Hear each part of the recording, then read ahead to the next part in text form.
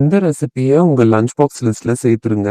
ஏன்னா, இது அவ்ளோ ஈஸி அண்ட் சிம்பிளா பண்ணிடலாம் உங்க மார்னிங் ரஷ்ல. ரொம்ப ஈஸி அண்ட் சிம்பிளா எப்படி பண்ணலாம்னு சொல்லிட்டு பார்க்கலாம் வாங்க. பேன்ல எண்ணெய், நெய், பட்டை, கிராம்பு, ஏலக்காய், பிரிஞ்சி இலை, வெங்காயம் சேர்த்து நல்லா வதக்குங்க.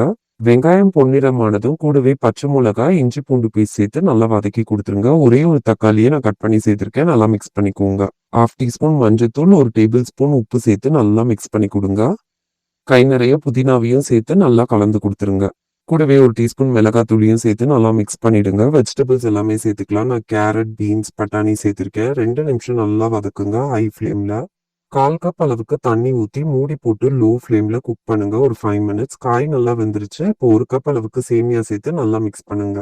சேமியாவும் தண்ணியும் லைட்டா ஈக்குவலா இருக்க மாதிரி ஊத்திக்கோங்க. 1 கப் சேமியாவுக்கு நான் 1 1/4 கப் தான் தண்ணி ஊத்திருக்கேன். மேல 1 டீஸ்பூன் லெமன் ஜூஸ், கொத்தமல்லியை சேர்த்து மூடி போட்டு லோ ஃப்ளேம்ல ஒரு 5 மினிட்ஸ் குக் பண்ணீங்கன்னா போதும். நம்ம சேமியா பிரியாணி சூப்பரா ரெடி ஆயிடுங்க. இப்போ நம்ம லஞ்ச் பாக்ஸ் பேக் பண்ணிக்கலாம். இதுக்கு சைட் டிஷ்க்கு நீங்க ரைத்தா